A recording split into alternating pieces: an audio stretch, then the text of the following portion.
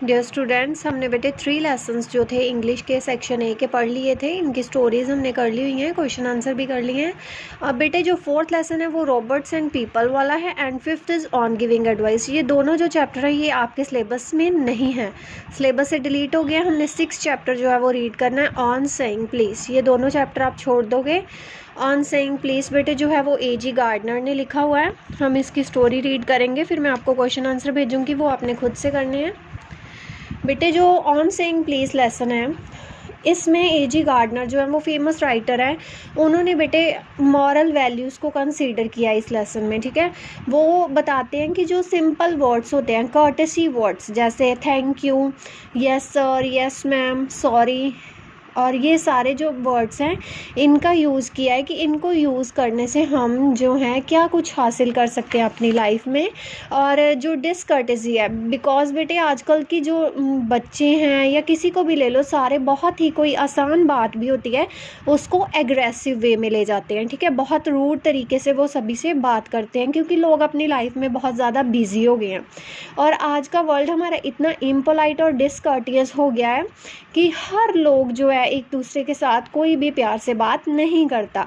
Politeness से हम बेटे कुछ भी हासिल कर सकते हैं। और इस लेसन में A.G. गार्डनर ने यही मॉरल वैल्यूज़ को कंसीडर करते हुए कंपेयर किया है कि इम्पोलाइट बिहेवियर जो होता है वो हमें कहाँ से कहाँ तक ले जाता है, और अगर हम पोलाइट वर्ड्स या रिस्पेक्टफुल वर्ड्स यूज़ करेंगे तो हमारा जो डिफ़िकल्ट काम है वो भी आसान हो जाता है। मान लो बेटे हमें किसी की भी किसी टाइम भी ज़रूरत पड़ जाती है, और अगर हम किसी से प्यार से बात करते हैं तो वो बंदा अगले बंदे के साथ उसका मूड अच्छा रहेगा और वो आगे जाके भी प्यार से बात करेगा। इस तरह जो कर्टेसी वर्ड्स हैं वो कंटेजियस है। कंटेजियस का मतलब होता है बेटे स्प्रेड, चेन टू चेन, आगे तक वो स्प्रेड होता रहता है। अगर कोई हमारे साथ गलत व्यवहार करता है तो हमें गुस्सा चढ़ जाता है, वही गुस्सा हम आगे किसी पर उतारेंगे, वो आगे जाके किसी और पे उतारेगा, तो ये एक सर्कल होता है, ठीक है। इसमें जो ये वर्ड्स हैं इनकी वैल्यू बताई हुई है कि हमारी लाइफ में कितनी इंपॉर्टेंस है। हम बहुत कुछ हासिल कर सकते हैं अगर हम इन पोलाइट वर्ड्स का यूज़ करें। ये बेटे हम बहुत छोटे जब स्टैंडर्ड में थे तब पढ़ते होते थे, ये वर्ड्स हमें सिखाए जाते थे कि अगर हमें कोई चीज़ दे तो थैंक यू बोलना है, कोई गलती हो जाए तो सॉरी बोलना है, टीचर से मे आई कम इन बोलना है, यस मैम, यस सर कह के बात करनी है, पार्डन मी। ये सारे वर्ड्स हमने पहले से सीखे हैं बट अब रियली यूज़ होते हैं, ये हम यूज़ नहीं करते हैं। तो इस लेसन में हमने बेटे यही पढ़ना है। This essay tells us about the value of good manners। ये हमें अच्छी आदतों की जो कीमत है उसके बारे में बताता है। Bad manners are anti social. जो बैड मैनर्स, बुरी आदतें होती हैं, वो समाज के विरुद्ध होती हैं, but they are not a crime in the eyes of law. पर ये जो आदतें हैं, ये जो है आदतें कानून की दृष्टि में, कानून की नज़र में जो है अपराध नहीं होती। And therefore the law does not permit us to hit back if we have been the victims of bad manners. और बेटे लॉ, अब कानून की बात की है कि हमारे साथ अगर कोई बुरा व्यवहार करता है तो हमें कानून, ये कोई भी कानून में नहीं है, लॉ नहीं बना कि हम उसको मार डालें, हिट बैक, कि अगर हमारे साथ कोई बुरा व्यवहार करेगा तो हम उसको मार डालें, ऐसा कोई कानून नहीं है। People begin to avoid a man with bad manners. लोग क्या करते हैं, जो बुरा व्यवहार करते हैं उनको अवॉइड करते हैं। बैड मैनर्स जिनके पास होती हैं उनको लोग छोड़ना पसंद करते हैं, उनकी संगति में रहना पसंद नहीं करते। A person with good manners bring us happiness. एक जो अच्छी आदतों वाला व्यक्ति होता है, पर्सन होता है, वो खुशी लेके आता है। His company is Indeed very pleasant. उसकी जो कंपनी होती है, साथ होता है, संगति होती है, वो बहुत ही खुशनुमा होती है। दिस ऐसे deals with little but socially important incidents from daily life. जो हमारी डेली लाइफ के इंसिडेंट्स हैं ये उस ऐसे जो है उसके बारे में डील करता है। It shows us the importance of words like please and thank you. ये जो हैं लेसन हमारे डेली यूज़ होने वाले वर्ड्स जो हैं, जिनकी महानता है हमारी लाइफ में, प्लीज़ और थैंक यू का जो हम डेली यूज़ करते हैं उनकी जो महानता है उसको शो करता है। They settle bitter quarrels and soften bad tempers. इससे जो है जो छोटी मोटी लड़ाइयाँ होती हैं वो जो है ख़त्म हो जाती हैं। अगर हम इन वर्ड्स का यूज़ करेंगे तो लड़ाई झगड़े जो थोड़े बहुत होते हैं वो ख़त्म हो जाते हैं। The young liftman in a city office who through a passenger out of the his lift the other morning. बेटे अब ये लेसन में क्या बोला है, यंग लिफ्टमैन होता है एक जो कि ऑफिस में, ऑफिस सिटी ऑफिस में काम करता है, लिफ्ट में एक लिफ्ट चालक कहते हैं। हु थ्रू अ पैसेंजर जो एक यात्री को सुबह जो है बाहर धकेल देता है, आउट बाहर निकाल देता है। And was find for the offence was undoubtedly in the wrong, और ये जो उसने गलत व्यवहार किया उसके लिए उसको फाइन भी किया जाता है, उसको उसकी भरपाई करनी पड़ती है। It was a question of please, ये क्या क्वेश्चन था।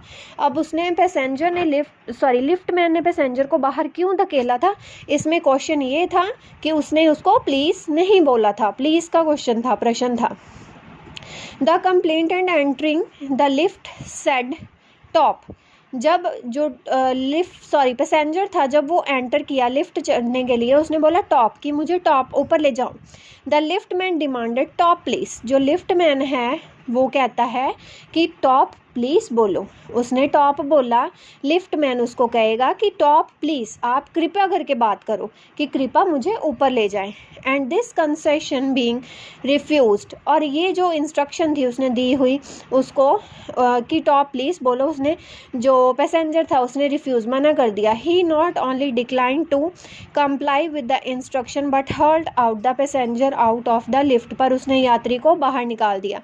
This of course was carrying a comment of manners too far, ये जो बेटे उसने यात्री को उसने टॉप प्लीज नहीं कहा और लिफ्टमैन ने उसको बाहर धकेल दिया, ये जो था ये आदत, अच्छी आदत तो थी कि उसको शायद वो रिस्पेक्ट नहीं कर सकता था, पर इसका मतलब ये तो नहीं है कि अगर कोई हमें रिस्पेक्टफुल वर्ड्स ना यूज़ करे, हमें अच्छी तरह से बात ना करे तो हम उसको मार ही डालेंगे। तो ये जो आदत थी ये बहुत ही ज़्यादा जो उसने बाहर निकाल दिया, ये बात बहुत ज़्यादा हो गई थी। डिसकर्टेसी इज़ नॉट अ लीगल इफेंस, किसी के साथ अभद्र व्यवहार करना ये एक कानूनी अपराध नहीं है। And it does not excuse assault and battery, और इसका मतलब ये नहीं है कि हम उस बंदे को मार ही दें। If a burglar breaks into my house, अगर कहते कोई चोर मेरे घर में आता है and I knock him down, और मैं उसे मारता हूँ, the law will acquit me, कानून मुझे माफ़ कर देगा। And if I am physically assaulted it will permit me to retaliate with reasonable violence, और अगर मेरे साथ धक्का मुक्की करता है तो लॉ मुझे ये आज्ञा देता है कि मैं अपने बचाव के लिए उसको मार सकता हूँ। It does this because the burglar and my assailant have broken quite definite commands of the law but no legal system could attempt to legislate against bad manners, कोई भी कानून बेटे बैड मैनर्स के विरुद्ध नहीं बना, जो बुरा कोई किसी के साथ व्यवहार करता है इसके लिए कोई भी कानून नहीं है। और could sanction the use of violence against something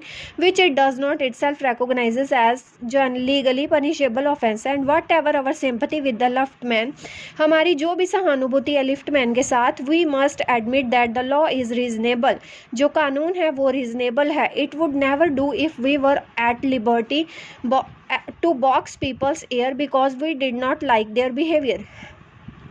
कहता अगर हमें ये आज़ादी हो, ये कानून हो कि अगर कोई हमारे साथ बुरा व्यवहार करे तो हम मार दो, तो ऐसे तो खून के जो सिटी के गटर्स है वो ब्लड से ही भर जाएंगे, क्योंकि कोई कहेगा कि मुझे उसका आवाज़ पसंद नहीं है, मुझे उसकी एक कानों की जो उसके सुनने की क्षमता है वो अच्छी नहीं है, और the tone of their voices, उसकी आवाज़ अच्छी नहीं है, और द स्कॉल ऑफ देयर फेसेस, उसकी जो घूरी स्कॉल होता है, घूर के देखना, उसने जो मुझे घूरी दी है वो भी अच्छी नहीं लगी मुझे, इसलिए मैंने उसको मार दिया। Our fist would never be idle, हमारी जो मुट्ठियां हैं वो कभी भी फ्री नहीं होंगी।